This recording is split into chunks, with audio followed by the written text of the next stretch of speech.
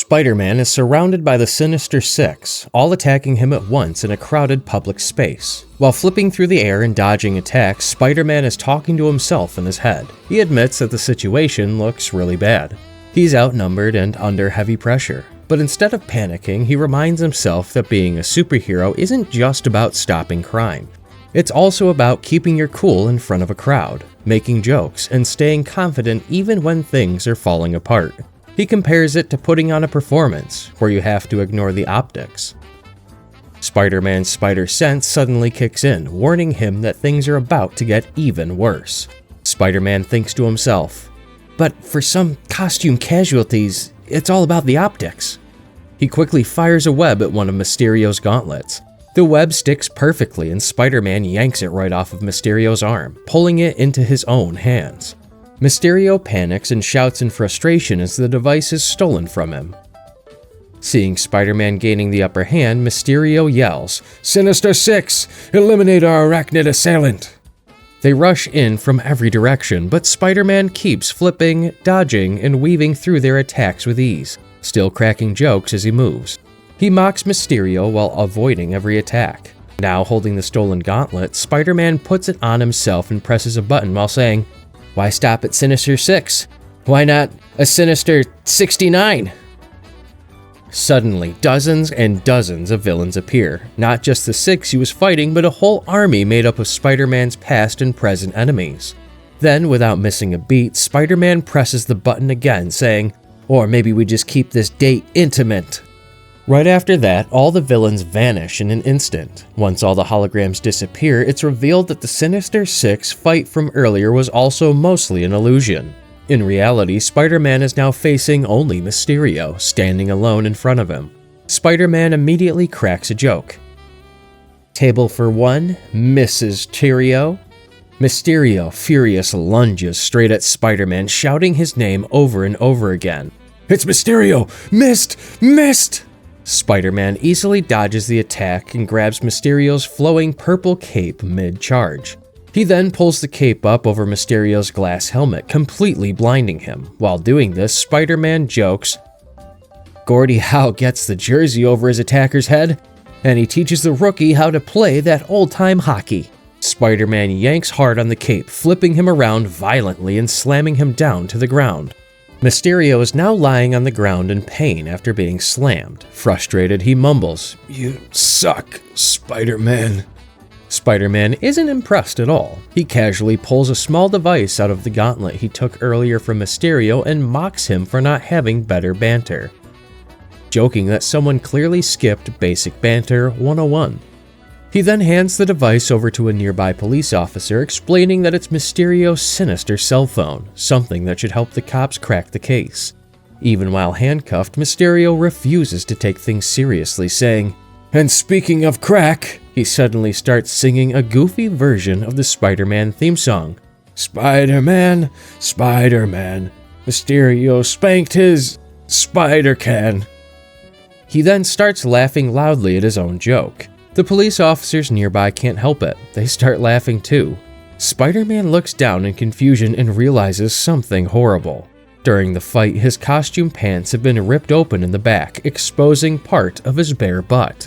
The laughter only gets worse as the crowd completely loses it at Spider-Man's expense. Realizing just how exposed he is, Spider-Man hurriedly tries to cover the ripped part of his suit with his hands, mentally cursing the razor-sharp attacks that tore his costume in the first place. Completely embarrassed, he swings away as fast as he can, using one hand to hold his torn pants together while the other fires webs. Behind him, Mysterio is still shouting dramatically that he always wins in the end. But Spider-Man doesn't get far before things go from bad to worse. The motion of swinging causes the tear in his costume to rip even more, making the situation even more humiliating.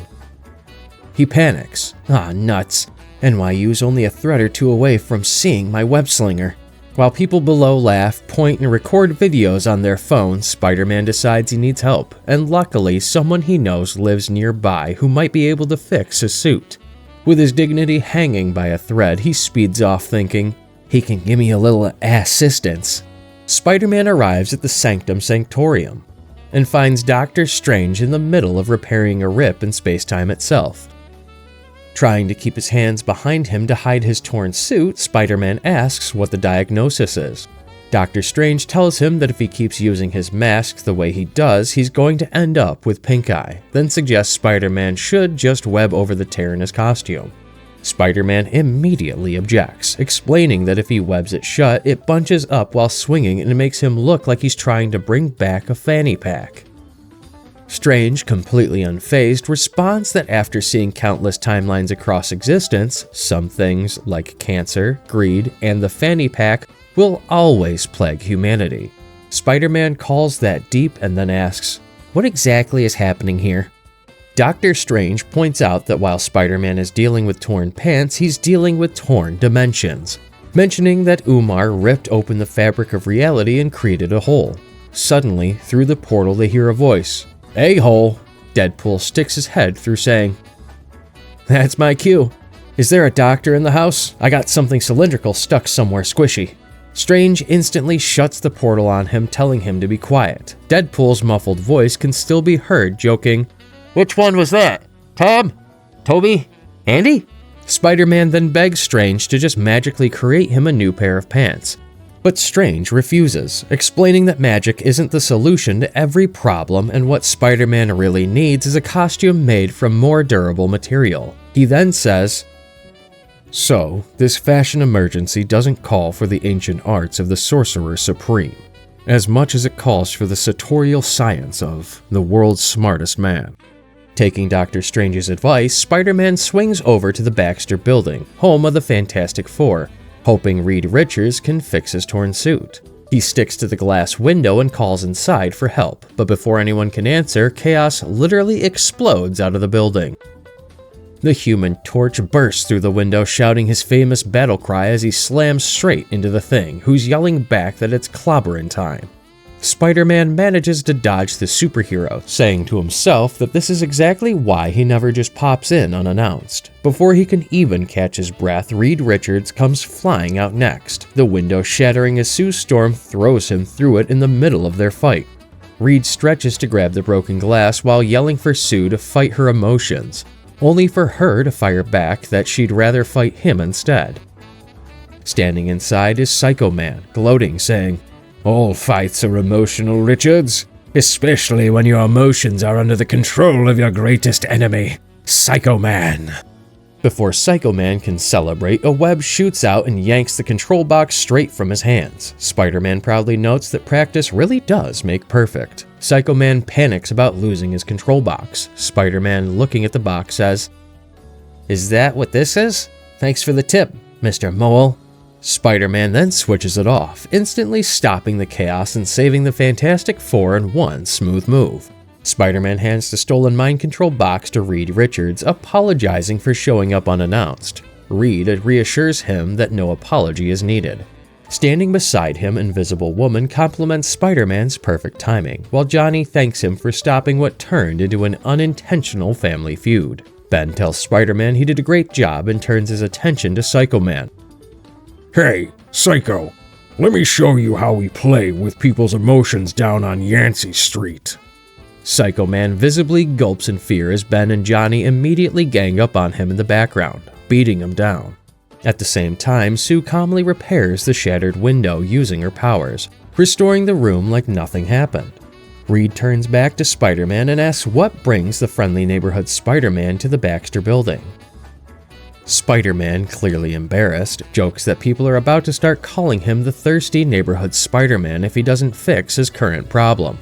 Spider-Man turns around and awkwardly reveals the real issue. The back of his costume is badly torn, exposing him. Sue, standing nearby, can't help but sneak a quick look over her shoulder. Reed studies the damaged suit with scientific curiosity and finds it fascinating. He explains that Spider-Man's costume is made from regular, commercially available thread. Reed admits he always imagined that the same genius who invented web fluid would have created a costume from the same material. Spider-Man explains why that never happened. His web fluid dissolves over time. If any fight lasts longer than an hour, the suit starts breaking down, putting him at risk of exposing far more than just bruises. He jokes, "I run the risk of showing the world my great power and my great responsibility, if you know what I mean." Reed immediately understands and tells Spider-Man to follow him. As they begin walking away toward another room deeper in the Baxter building, Psycho Man can be heard yelling for help in the background, still getting pummeled by Ben and Johnny. Reed leads Spider-Man down through the Baxter building in an elevator, calmly explaining how the Fantastic Four had to solve a similar problem with their own costumes after gaining their powers.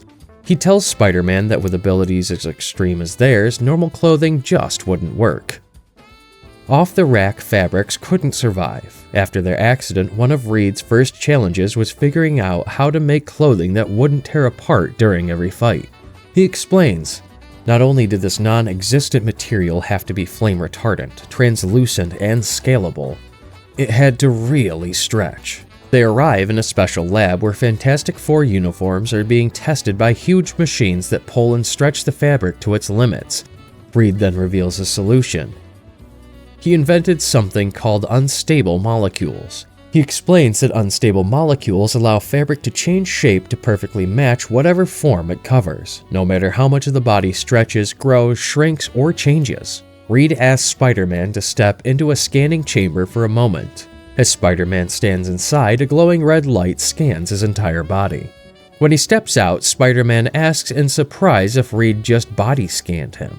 Reed casually confirms and explains that the Taylor application is already printing a brand new Spider-Man suit, one made entirely from unstable molecules.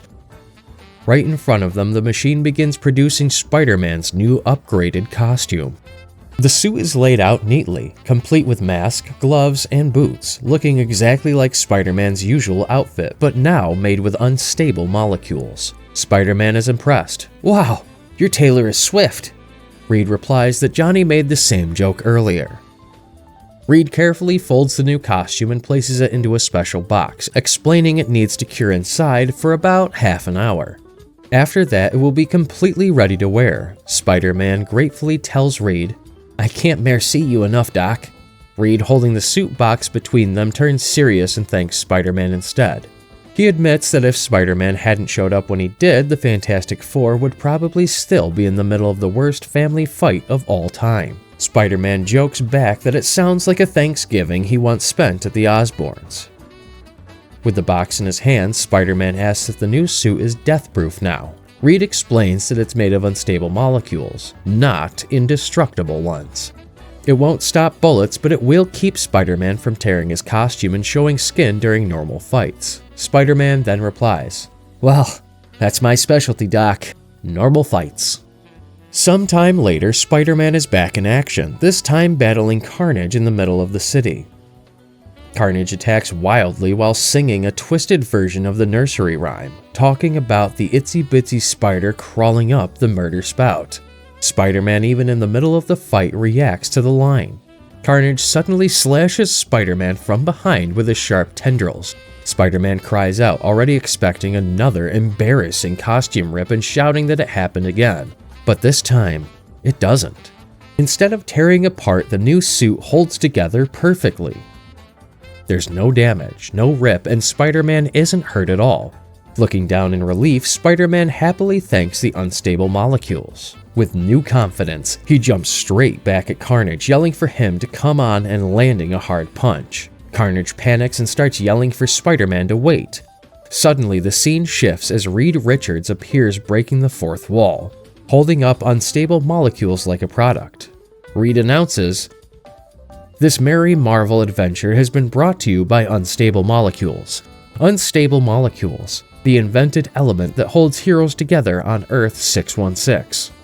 The entire story was an advertisement for Unstable Molecules by Reed Richards to shill them. Don't forget to like this video and subscribe to this channel."